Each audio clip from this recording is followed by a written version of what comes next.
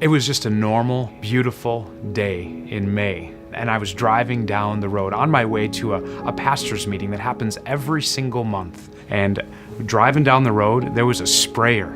A car was in front of me and it passed the farm vehicle, and I decided just to do exactly what traffic was doing, going around that vehicle. And all of a sudden, unbeknownst to me, that farmer decided to turn left into the field he was set to work in that day. And what happened next is something that I'm only told about.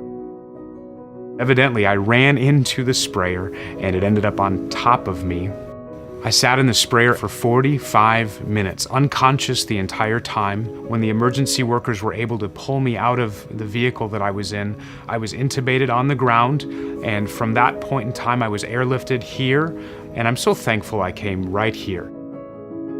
It was determined that Advocate Good Samaritan Hospital Trauma Level 1 facility had not only the personnel, but the wherewithal to deal with not only the broken vertebrae and the broken sternum, in addition to that, severe head trauma, but I think maybe what was most concerned were chemical burns. The understanding is that my body was burned by hydraulic fluid, which could be 200 or 300 degrees. And so that caused my leg and my arms and my hand to kind of burn up.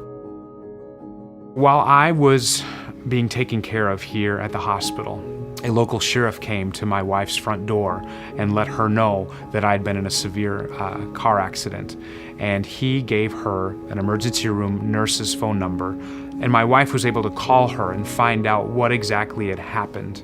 And probably one of the most helpful statements was that while my body had gone through the trauma and I was still unconscious, my face was normal. And so she pulled my kids out of school and they all drove the 2.5 hours to be here. They were all allowed to go into the room where I was being taken care of.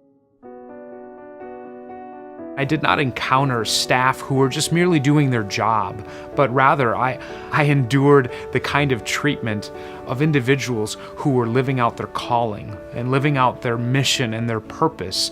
And it was almost like I was receiving care from a family member.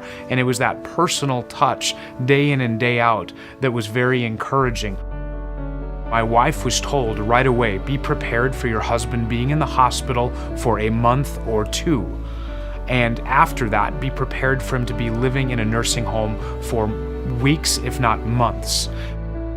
The staff at Advocate Good Samaritan Hospital did such a great job of caring for me that we were not here for a month. We were not in a nursing home for months, but instead I was in the hospital for 10 days, and following that 10-day period, I went home. It's wonderful to come back and to say thank you.